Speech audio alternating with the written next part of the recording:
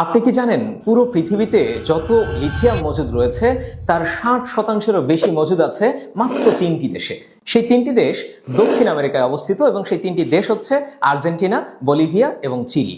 এবং লিথিয়াম বর্তমান পৃথিবীতে যে ইলেকট্রিক কার তৈরি হচ্ছে, আপনি যেই ফোন ব্যবহার করছেন, ল্যাপটপ ব্যবহার করছেন, লিথিয়াম দিয়ে এই ব্যাটারি তৈরি করা হয়। এজন্য এই লিথিয়াম বর্তমান যে পরাশক্তিগুলো রয়েছে তাদের কাছে অনেক বেশি গুরুত্বপূর্ণ হয়ে উঠছে ভবিষ্যতের অটোমোবাইল ইন্ডাস্ট্রি এবং ইলেকট্রিক ইন্ডাস্ট্রি বাঁচানোর জন্য। ঠিক এই কারণে রাশিয়া, চায়না, এরপরে যুক্তরাষ্ট্র সবাই এই লিথিয়াম ট্রায়াঙ্গেলে গিয়ে তাদের নিজেদের হিস্সা বুঝে নেওয়ার জন্য চেষ্টা করছে। এটিকে বলা হচ্ছে 21 শতকের গোল্ড রাশ এবং এই লিথিয়ামকে বলা হয় the well of 21st century. অর্থাৎ এই লিথিয়াম যদি শেষ হয়ে যায় কিংবা লিথিয়াম যদি না পাওয়া যায় তাহলে 21st সেঞ্চুরি, যেই সেঞ্চুরিতে আমরা বসবাস করছি, এটিকে টিকিয়ে রাখা সম্ভব না। এটি হয়তো অন্ধকারের মধ্যে চলে যাবে আর আলোকিত হবে না। এজন্যই এই লিথিয়াম ট্রায়াঙ্গেল বর্তমান বিশ্বের সবচেয়ে আলোচিত এবং গুরুত্বপূর্ণ একটি ভূ রাজনৈতিক অঞ্চলে পরিণত হয়েছে।